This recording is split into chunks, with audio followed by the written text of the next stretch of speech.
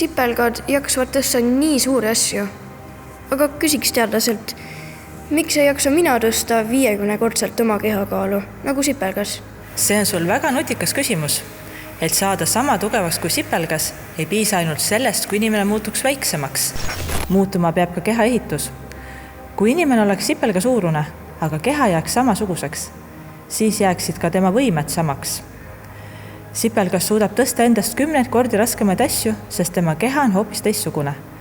Putukate keha katab eksoskelett. See tähendab, et nende luud ei ole keha sees, vaid moodustavad tugeva, kuid kerge kesta nende ümber.